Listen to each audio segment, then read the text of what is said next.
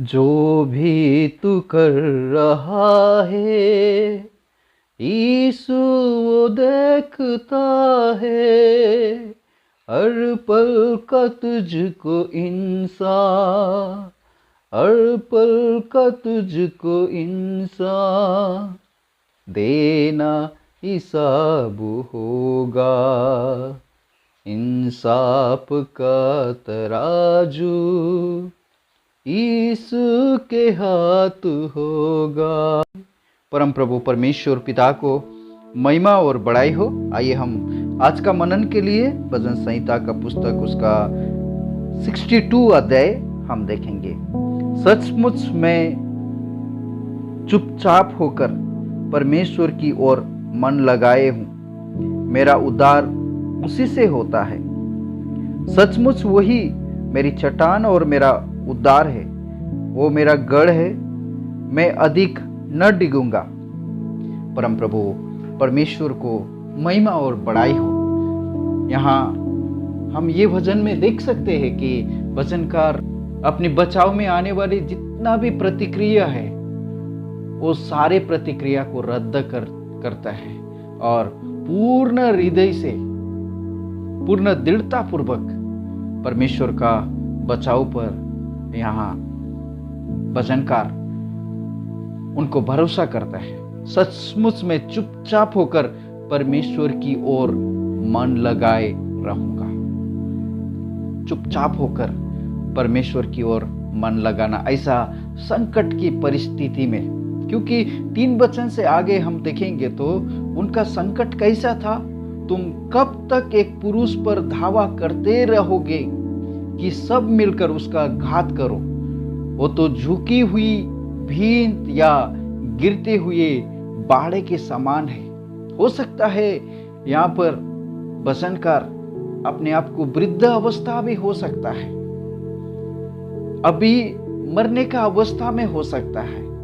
ऐसा अवस्था में शत्रु उनको सताने के समय परमेश्वर का दास परमेश्वर का बचाव पर भरोसा करते हैं। और 4 वचन कहते हैं, सचमुच वे उसको उसके ऊंचे पद से गिराने की सम्मति करता है। वे झूठ से प्रसन्न करते रहते हैं। मुंह से तो वे आशीर्वाद देते हैं, परंतु मन में कोसते हैं।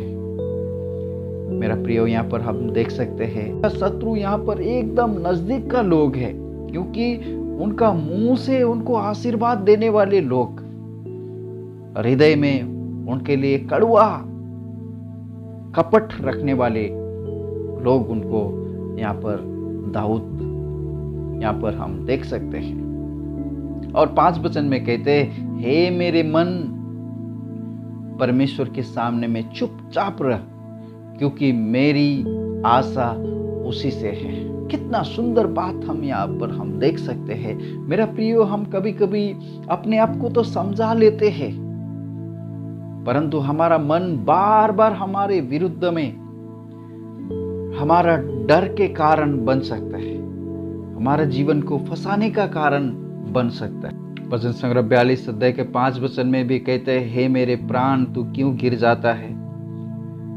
11 वचन में भी कहते हैं, हे मेरे प्राण तू क्यों गिर जाता है, अंदर ही अंदर क्यों व्याकुल होता है। परमेश्वर पर भरोसा कर, परमेश्वर पर भरोसा रख। और 43 अध्याय में भी हम देख सकते हैं, हे मेरे प्राण तू क्यों गिर जाता है, तू अंदर ही अंदर क्यों व्याकुल होता है। परमेश्वर पर भरोसा रख, क्योंकि वो मेरे मुख की चमक और मेरा परमेश्वर है। मैं फिर उसका धन्यवाद करूंगा। और यहाँ पर हम 62 में भी उसका 5 वचन में हमने देखा, हे मेरे मन, परमेश्वर के सामने में चुपचाप रह, कुछ भी बोलने का जरूरत नहीं है। कभी कभी हमारा मन हमारे जीवन में बहुत सारा ओपिनियन लेकर आता है, बहुत सारा सलाह लेकर आता है। बाइबल में हम ढेर सारे लोगों को हम देख सकते हैं, मन की बातों को सुनकर डर के कारण उन्होंने परमेश्वर का सानिध्यान को, परमेश्वर का उपस्थिति को छोड़कर वो दूर निकल गए। वापस आने के समय उनका जीवन में बहुत सारा हादसा हुआ। हम रूत का पुस्तक में हम देखते हैं, वहां पर एलीमेलेक और नओमी फैसला लेते हैं मन की बातों को सुनकर। वापस आते समय विधवा होकर वापस आना पड़ता है मेरा प्रियो। ढेर सारे जगह में हम मन की बात सुनने के कारण हम अपने आप को नुकसान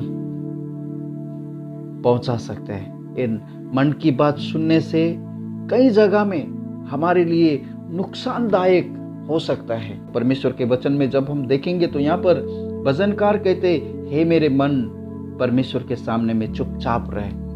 निर्गमन 14 अध्याय का 14 वचन में मूसा इस्राएली लोगों को कहता है, यहोवा ही तुम्हारे लिए लड़ेगा, इसलिए तुम चुपचाप रहो।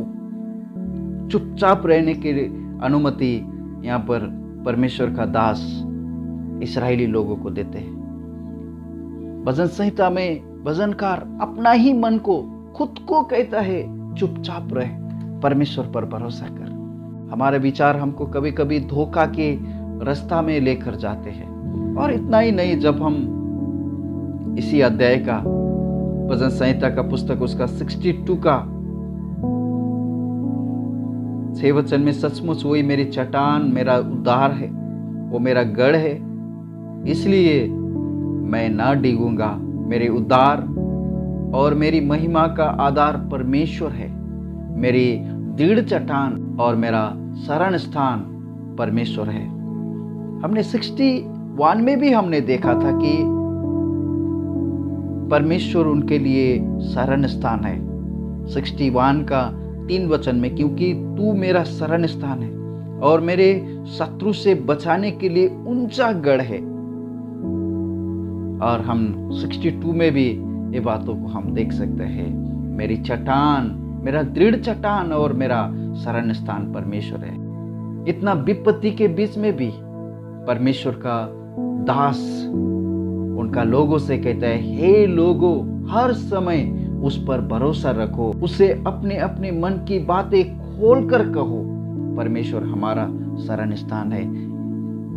बाकी लोगों को भी परमेश्वर पर भरोसा करने के लिए यहाँ पर प्रभु का दास सबको सलाह देते हैं।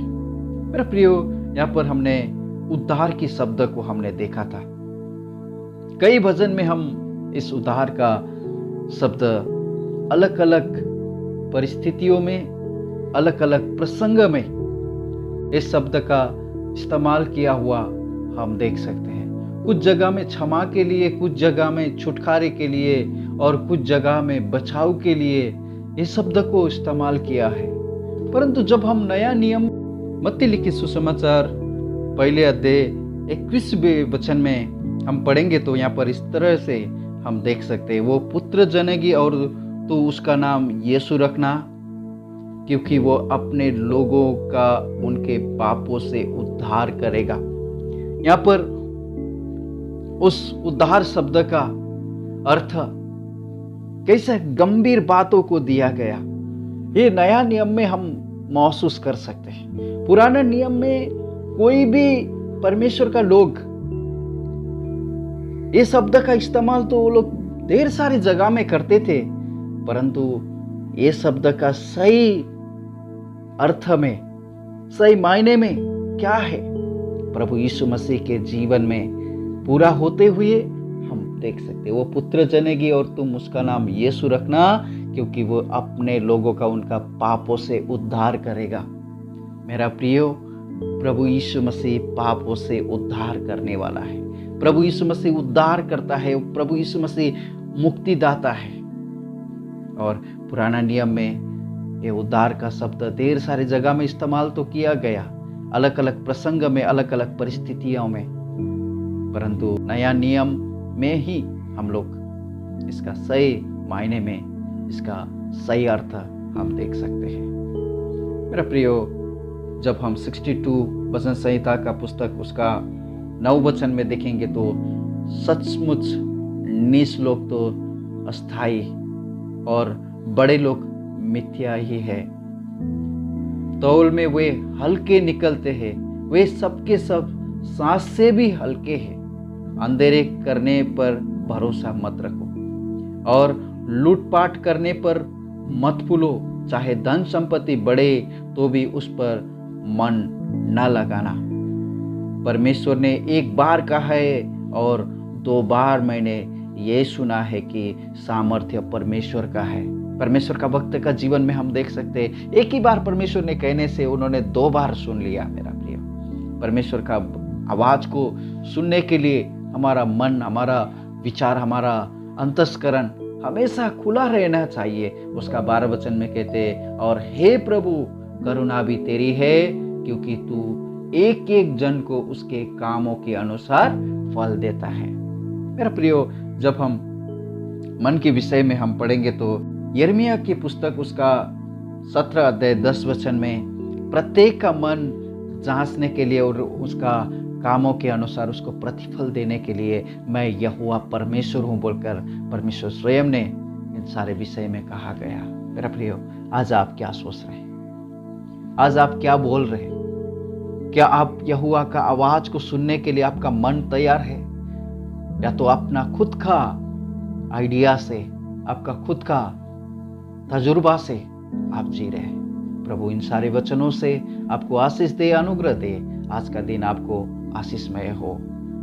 आइए हम धन्यवाद करते पिताजी, धन्यवाद करते, स्तुति करते हैं प्रभु। आप दया किया, आपने दया किया प्रभु। भजन संहिता का पुस्तक उसका 62 का अध्ययन करने के लिए प्रभु सुनने वाले प्रत्येक जनों को आप सहायता और मदद कीजिए। सही निर्णय लेकर, सही फैसला लेकर आगे का जीवन जीने के लिए उनको मदद कीजिए, और हर विषय में उनको ऐसा ज्ञात हो कि मैं जो कुछ भी कर रहा हूँ, मेरा यहोवा मुझे देखता है और मेरा जीवन का लेखा जोखा करने वाला परमेश्वर महान है, और उनके सामने में अपने आप को नम्र और दीन होकर चलने के लिए सबको आप मदद कीजिए प्रभु। कोई जरूरत में है, कोई आवश्यकता में है, तो प्रभु उनको ऊपर आप दया कीजिए प्रभु। हमारा ये प्रार्थना उद्धारकर्ता प्रभु यीशु मसीह के नाम से मांगते हैं, सुनने और ग्रहण कीजिए पिता, आमीन।